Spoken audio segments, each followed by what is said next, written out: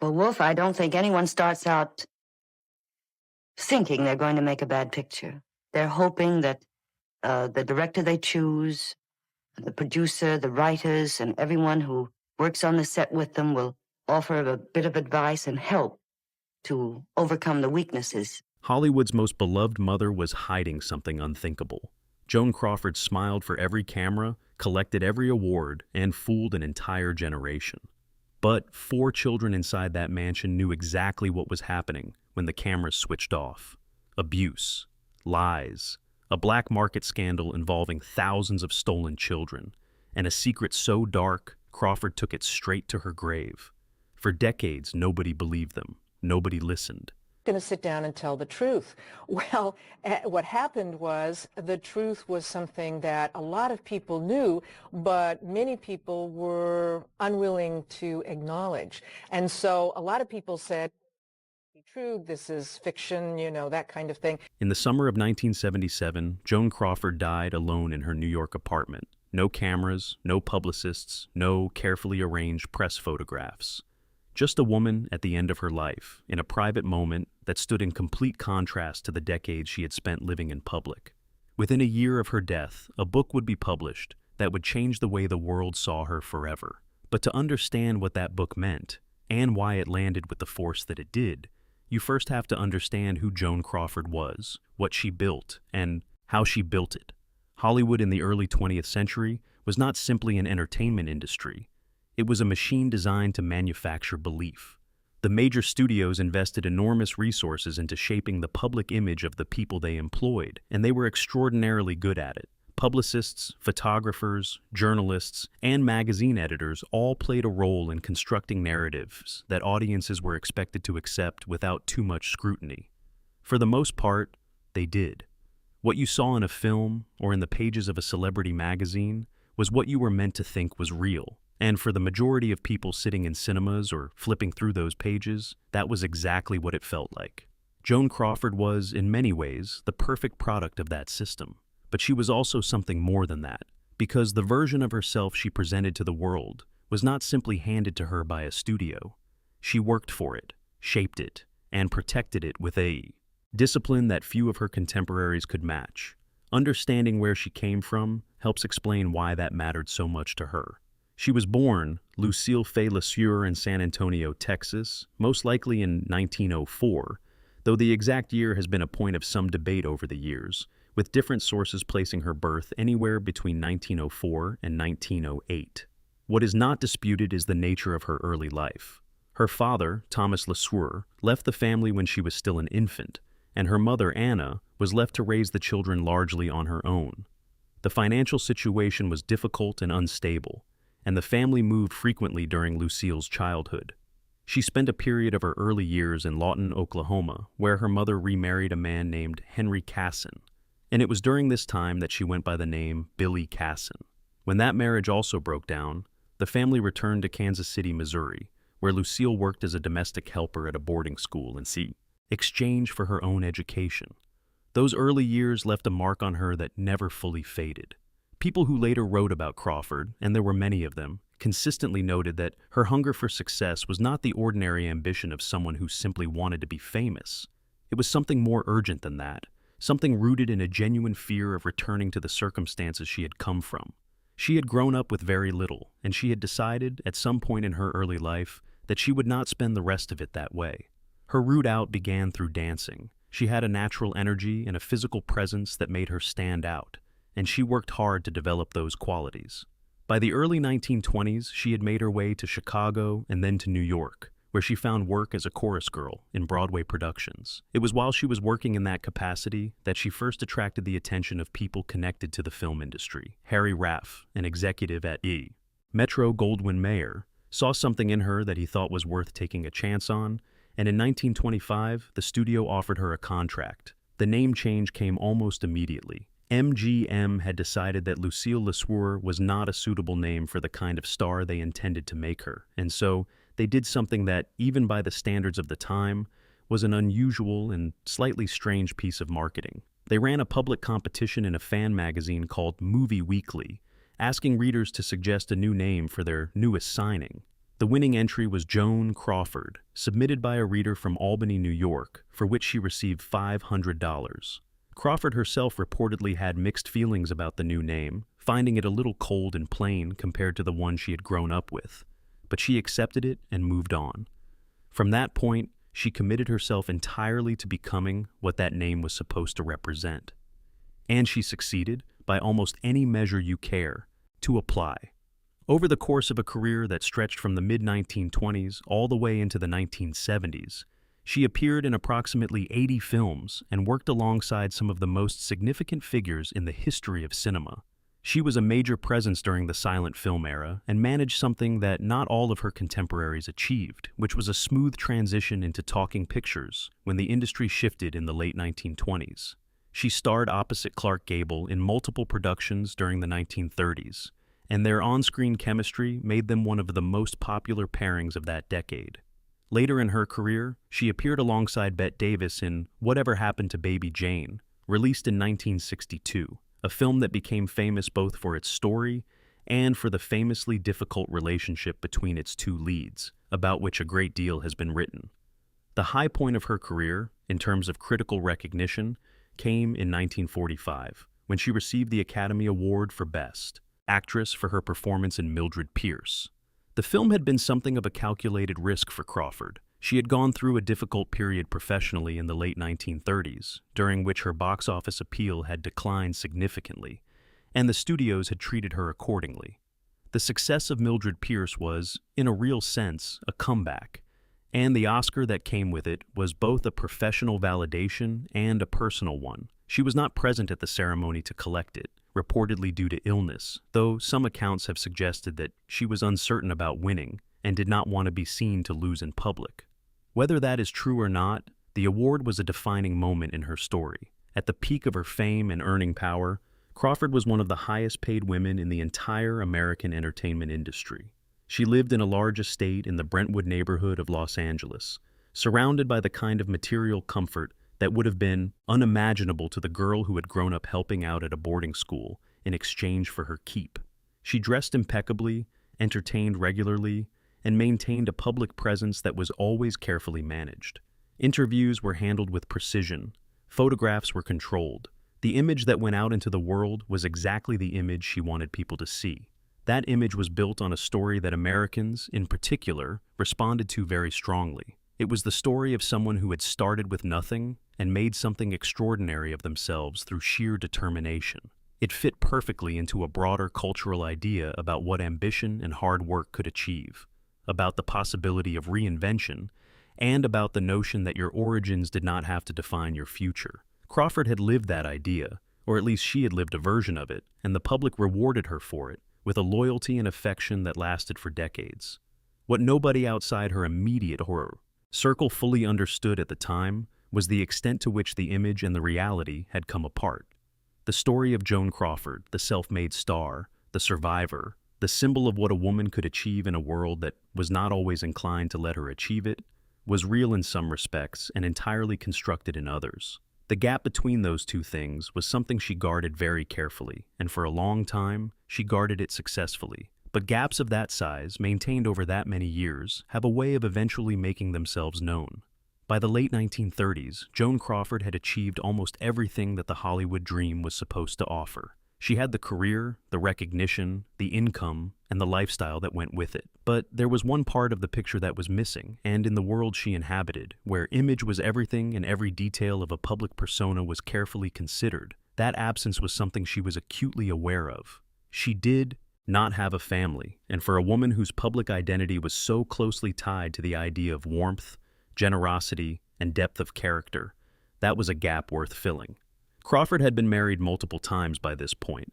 Her first marriage, to actor Douglas Fairbanks Jr., lasted from 1929 to 1933. Her second, to actor Franchot Tone, ended in 1939. She would later marry twice more, to actor Philip Terry in 1942, and then to Pepsi-Cola executive Alfred Steele in 1955, a marriage that lasted until his death in 1959. None of these relationships produced biological children. Crawford had reportedly suffered several miscarriages over the years, And by the late 1930s, it had become clear that having children in the conventional way was not going to be possible for her. Adoption was the path she chose, and she pursued it with the same deliberate energy she brought to everything else in her life. In 1939, she adopted her first child, a baby girl she named Christina. The press coverage that surrounded this event was almost uniformly positive. Here was one of Hollywood's most celebrated stars, a woman who had everything the world could offer, choosing to open her home and her heart to a child who needed one. The narrative wrote itself, and the press was happy to write it. Crawford was photographed with the baby, the pictures arranged and presented with the same care as everything else associated with her public image. The result was exactly what she would have hoped for. The story of Joan Crawford, the devoted new mother, was warmly received by the public, and it added a new and appealing dimension to the persona she had spent years building. More adoptions followed. In 1943, she adopted a boy she named Christopher.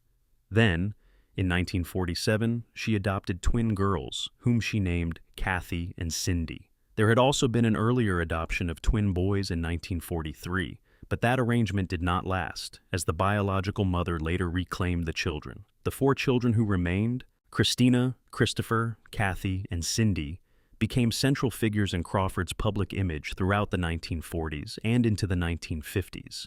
Magazine features regularly included photographs of the family together, documenting birthdays, holidays, and everyday moments that were designed to look as natural and as warm as possible.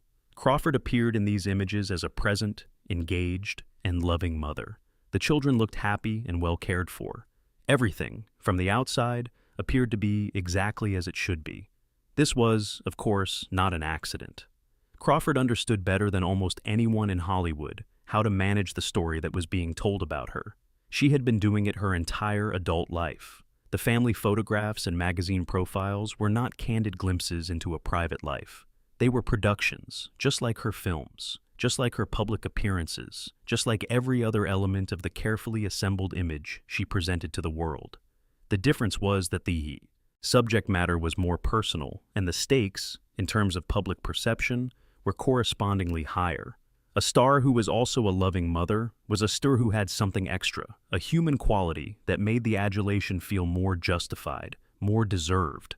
Crawford knew that, and she used it. What made the whole thing work so effectively was that the press of the era was largely willing to play along. The relationship between Hollywood studios and entertainment journalists in the 1940s and 1950s was not the adversarial one that it would later become. Studios had significant influence over what got printed and what did not, and reporters who played by the rules were rewarded with access, exclusives, and the kind of cooperation that made their jobs considerably easier. Reporters who did not play by the rules found that access disappearing quickly. In that environment, digging beneath the surface of a story like Crawford's family life was not something that happened very often, and when it did, it rarely made it into print. So, the image held. For years, it held remarkably well. Crawford continued to give interviews in which she spoke about the rewards of motherhood, about the joy of watching her children grow, and about the sense of purpose that raising a family had given her. She spoke about the importance of structure and discipline, which she believed were essential to raising children well. She was consistent, convincing, and clearly aware of what the public wanted to hear. And because nobody from inside the household was saying anything different, there was very little reason for most people to question whether the story they were being told was accurate. The first visible signs that something was not quite right came in 1968, in an episode that attracted a fair amount of attention at the time, though perhaps not the scrutiny it deserved. Christina Crawford, by then 29 years old, had been working as an actress and had secured a regular role on a CBS daytime soap opera called The Secret Storm. In the spring of that year, Christina fell seriously ill and required surgery, which meant she could not fulfill her professional commitments while she recovered. What happened next was unusual, to say the least. Joan Crawford, who was then in her early to mid-60s, stepped in to replace her daughter on the program, playing the same character that Christina had been portraying. The decision raised eyebrows in the industry and beyond. There were several ways to read it. One interpretation was that Crawford was being helpful, stepping in to protect her daughter's job during a difficult period and preventing the production from falling behind. Another interpretation, which was discussed more quietly but no less persistently, was that the move said something more troubling about the dynamic between mother and daughter. The idea of a mother inserting herself into her adult child's professional life in such a direct and visible way struck many observers as strange, at best. At worst, it suggested a pattern of control that went beyond the ordinary boundaries of a parental relationship. Christina herself has spoken about that period in terms that leave little doubt about how she experienced it. She has described her mother's actions not as an act of support, but as something closer to the opposite, a demonstration of power at a moment when she was vulnerable and unable to push back. Whether or not that interpretation reflects everything that was happening at the time, the incident remained in the public memory as a moment where the performance of maternal love and the reality of the relationship between Crawford and her eldest daughter had briefly and uncomfortably collided. But even after that episode, the broader public image remained largely intact. Crawford had spent too long and worked too hard for a single strange incident to unravel everything she had built. There were people in Hollywood who had their own private impressions of her, who had seen or heard things that complicated the official story. But those impressions stayed mostly where they were, shared in private conversations rather than published for public consumption. The machinery of reputation management that had protected her for decades continued to function. It was only after Crawford's death in May 1977 that the situation changed in any fundamental way. During her lifetime, the image had been something she could actively maintain, respond to, and, if necessary, repair. Once she was gone, that was no longer possible. And as it turned out, there were people who had been waiting, some of them for a very long time, to say things that they had not been able to say while she was alive. What none of those people knew, as Crawford's death was reported, and the tributes began to appear in newspapers and magazines around the world, was that one of them had already been writing. Christina Crawford had been working on a memoir for some time, a detailed and unflinching account of what her childhood had actually been like behind the walls of that Brentwood estate. It was nearly finished, and it was going to say things that the world was entirely unprepared to hear. Mommy Dearest was published in 1978, roughly a year after Joan Crawford's death, and it arrived like something the publishing world had never quite seen before. Celebrity memoirs were not a new phenomenon by that point, but they tended to follow a recognizable pattern. They were carefully managed, professionally shaped, and designed to leave the reader with a broadly positive impression of the person at the center of them. They acknowledged difficulty where necessary, but kept the more uncomfortable truths at a safe distance. Christina Crawford's book did none of that. It was direct, detailed, and written with a clarity that made it very difficult to look away from. The central argument of the memoir was straightforward, even if what it described was anything but. The woman the public had spent decades admiring as a devoted and generous mother was, in private, a deeply troubled individual whose behavior towards her children bore no resemblance to the image she had so carefully cultivated. Christina described a household defined not by warmth and stability, but by fear, unpredictability, and a level of psychological tension that never fully lifted, regardless of what was happening in the outside world. She wrote about a mother whose moods could shift without warning, whose relationship with alcohol had a significant effect on her behavior, and whose need to control every aspect of her environment expressed itself in ways that went well beyond anything that could reasonably be described as normal parenting. The physical abuse she described was specific. One of the most widely discussed incidents in the memoir involved wire coat hangers. Crawford had a strong aversion to them being used in her children's wardrobes and had made that clear on multiple occasions. On one particular night, she discovered one among Christina's clothes. What followed, as Christina described it, was a violent episode in which Crawford dragged her daughter by the hair, struck her repeatedly, tore clothes from their hangers and threw them across the room, and then ordered Christina to clean up the mess she had made. The phrase Crawford allegedly screamed during the incident, "No more wire hangers," became one of the most recognized lines connected to her legacy, a shorthand for something that many people found both disturbing and, in the way that extreme things sometimes do, darkly absurd. That was not an isolated incident. Christina described another occasion, when she was around 9 years old, in which she was pulled from her bed in the middle of the night because Crawford had found soap streaks on a bathroom floor. She was then reportedly beaten with a can of scouring powder. These were not moments of temporary lost temper, as Christina told it. They were part of a consistent pattern that ran through her entire childhood. She also alleged, in interviews given after the memoir's publication, that Crawford had physically strangled her on at least one occasion, and that the things done to her would have resulted in criminal charges under the child protection laws that exist today. At the time she was growing up, those protections were not in place. The legislation specifically addressing child abuse in the United States, the Child Abuse Prevention and Treatment Act, did not come into effect until 1974. When Christina approached a police officer as a young teenager to ask for help, she was told, apparently with some sympathy but also with a sense of helplessness, that there was nothing that could be done. She has described that moment as the point at which she fully understood she had no way out until she was old enough to leave on her own terms. Her brother Christopher's experiences were described in similarly troubling terms. Christina wrote about how he was regularly secured to his bed at night, using a harness, a practice Crawford apparently justified, as a way of stopping him from getting up to use the bathroom. The two older children shared an experience of that household that the younger twins, Kathy and Cindy, who arrived later, did not appear to share in the same way. The public reaction to the memoir was enormous. It went straight to the top of the bestseller list and stayed there for an extended period. Readers responded in huge numbers, many of them writing to Christina to say that her account had resonated with their own experiences of abuse hidden behind a respectable surface. The book had clearly touched something real and widely felt, something that went far beyond the specific details of one famous woman's private life. Not everyone accepted it, however. From the moment of publication, there were those who disputed Christina's account. Several people who had known Crawford personally spoke in her defense, describing a woman who was demanding and complicated but not the figure portrayed in the memoir. The twin daughters, Kathy and Cindy, were among the most vocal critics of the book. Their own memories of growing up in the Crawford household were fundamentally different from those of their older siblings, and they expressed genuine distress at what they felt was an inaccurate and damaging portrayal of a woman who could no longer respond to it. That division within the family was, and remains, one of the most complicated aspects of the whole story.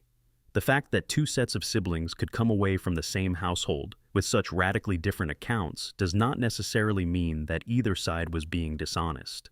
Children in the same family can have genuinely different experiences depending on age, temperament, and the particular circumstances of the period in which they were growing up.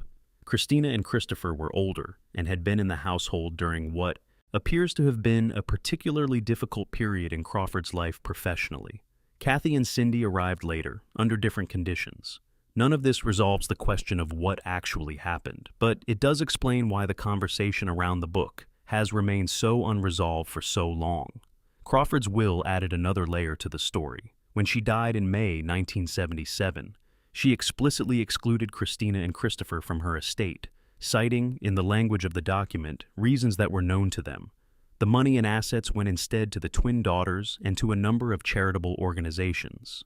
Christina and Christopher contested the will and ultimately won a share of the estate, but the act of disinheritance itself carried a weight that went beyond the financial. It was a final statement, made in the most formal terms available, and Christina has spoken about it as something she understood clearly for what it was. In 1981, a film adaptation of the memoir was released, directed by Frank Perry and starring Faye Dunaway as Crawford.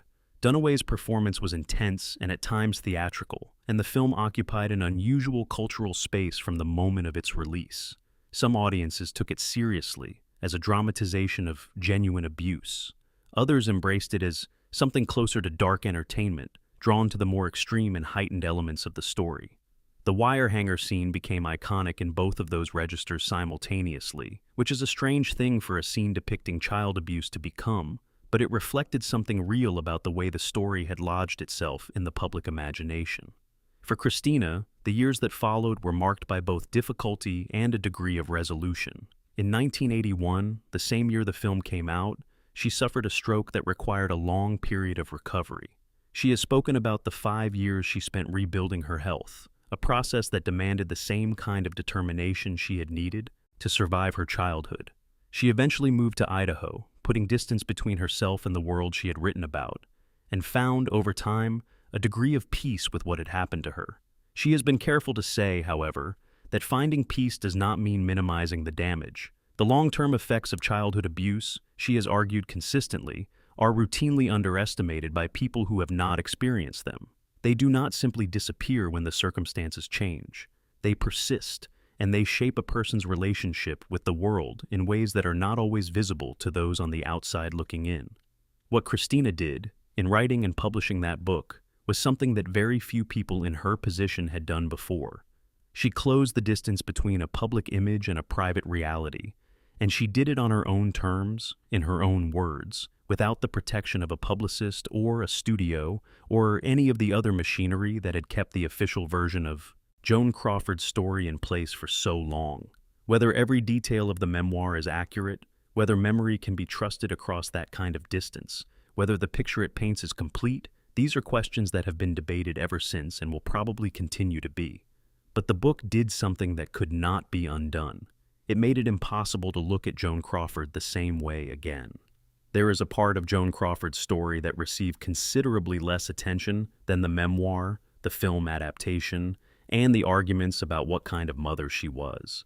It is, in some ways, the most disturbing part of all, not because of what it says about Crawford specifically, but because of what it reveals about the world she operated in and the systems she was willing to use when they suited her purposes.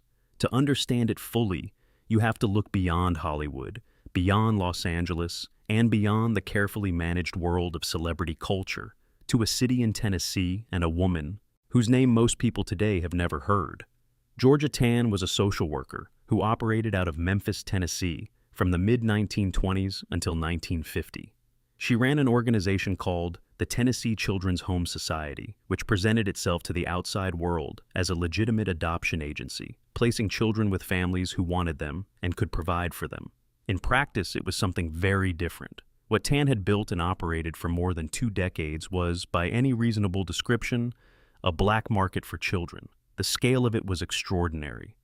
Estimates suggest that over the course of her career, she was involved in the placement of somewhere in the region of 5,000 children, a significant proportion of whom had not been freely given up by their biological families at all. Her methods were calculated and predatory. She targeted poor families, people who lacked the financial resources or the social connections to challenge what was being done to them. She would identify children she considered desirable, often those who were physically attractive or healthy, and find ways to remove them from their families. The tactics she used to do this varied. In some cases, she approached mothers who were in desperate circumstances and pressured or manipulated them into giving up their children under false pretenses, assuring them that the arrangement was temporary or that the child would be better cared for elsewhere. In other cases, the removal of children was more direct and left even less room for doubt about its nature. Biological parents were sometimes told that their child had died, when in fact the child had been handed over to a prospective adoptive family. There are accounts of Tann paying doctors and nurses in maternity wards to pass newborns directly to her, with the mothers being informed that their babies had not survived. Once the children were in her custody, they were typically renamed, which made it extraordinarily difficult for biological parents to locate them or prove what had happened. The fees Tann charged to adoptive families were substantial. By some accounts, she was asking around $5,000 per child, which was a considerable sum at the time, and placed her services entirely out of reach for ordinary working families. Her clients were predominantly wealthy, and among them were some of the most prominent names in American public life. Politicians, business figures, and celebrities all appear on the list of people who used her services, attracted by the combination of speed, discretion, and flexibility that she offered. Legitimate adoption agencies came with waiting periods, background checks, and criteria that could disqualify applicants for a range of reasons. Tann offered a way around all of that, and for people in certain circumstances, that was an attractive proposition. Joan Crawford was among those who turned to Tann when she wanted to adopt. Crawford had been unable to have biological children, and she had reason to believe that conventional adoption agencies would not look favorably on her application. Her personal history, including multiple marriages and the particular pressures of her professional life, were the kinds of complications that might have caused a legitimate agency to hesitate or decline. Tann had no such hesitations. She could provide what Crawford wanted, efficiently, and without the kinds of questions that Crawford would have preferred not to answer. The adoptions were arranged, the children were placed, and the press was invited to celebrate the generosity of a Hollywood star who had opened her home to children in need. Nobody at the time was looking at how the process had actually worked or where the children had actually come from. The full picture of what Tan had been doing only became visible after the Tennessee Children's Home Society was shut down in late 1950. The investigations that followed the closure were deeply troubling in their findings. Conditions within the organization had been poor, and a significant number of children had died while in Tan's care. Those who had survived and had been placed with adoptive families carried the effects of their early experiences with them throughout their lives. Many of them spent years, in some cases decades, trying to find information about their biological families, a search that was made enormously difficult by the deliberate renaming and the destruction or concealment of records that had taken place during Tan's operation. Tan herself did not face legal consequences. She died of cancer in September 1950, just days after the home was closed, and whatever accountability might have followed died with her. The connection between this history and Joan Crawford's story adds a dimension that is difficult to sit with comfortably. The children Crawford adopted may themselves have been among those taken from biological families who never consented to losing them. Christina Crawford, in the course of researching her own history in the early 1990s, discovered that the story she had been told about her origins was not true. Crawford had told her that her biological mother had died in childbirth. When Christina looked into it, she found that both of her biological parents were in fact still alive. Whether Crawford had known the truth and chosen to conceal it, or whether she had herself been misled by Tan about the circumstances of the adoption, is not something that can be established with certainty at this point. But the discovery was a significant one, and it reframed the entire adoption narrative in a way that was impossible to ignore. What the Georgia Tan connection makes clear is that the foundations of Joan Crawford's family life, which had been presented to the world as an act of pure generosity, were built on something far more complicated and far more troubling than the public had ever been told. The magazine features the warm photographs, the carefully worded interviews about the rewards of motherhood. All of it rested on a process that had involved the systematic exploitation of vulnerable families and the separation of children from parents who had never willingly let them go. That does not change what Crawford's children experienced inside her home, for better or for worse, but it does place the entire story in a considerably darker light. Joan Crawford spent her life constructing a version of herself that was designed to be admired. She was, in genuine terms, a remarkable woman in many respects. She had come from very little, had worked harder than most people around her, and had achieved things that few people of her era and background managed to achieve. The drive and determination that carried her from poverty in Texas to the top of the Hollywood system were real, and they should not be dismissed simply because of what else is known about her. But she was also someone who was willing to use whatever was available to her to maintain the image she had built, regardless of the cost to others. The adoption process through Georgia Tan was one example of that. The carefully managed press coverage of her family life was another. The exclusion of her two eldest children from her will was perhaps the most personal and pointed example of all. What Christina Crawford did, by writing her memoir and continuing to stand behind it for decades despite sustained criticism and skepticism, was to insist that the truth of her experience be part of the public record, not the version that had appeared in magazines, not the version that studio publicists had crafted, and not the version that Joan Crawford herself had spent a lifetime projecting, but the version that had actually been lived, behind closed doors, away from the cameras and the carefully arranged photo opportunities. Whether every element of that account is beyond dispute is a question that will probably never be fully resolved. Memory is imperfect, and the truth about any complex human relationship rarely belongs entirely to one side. But what cannot be disputed is that the story of Joan Crawford, taken in its entirety, is a story about the distance between image and reality, and about what that distance can cost the people closest to it. The image was extraordinary. It was one of the most carefully and successfully constructed public personas in the history of American entertainment, and behind it was a reality that was messier, darker, and considerably more human than any of the glossy magazine features had ever come close to suggesting. In the end, it was that reality, told in the words of the people who had lived it, that proved impossible to keep hidden forever.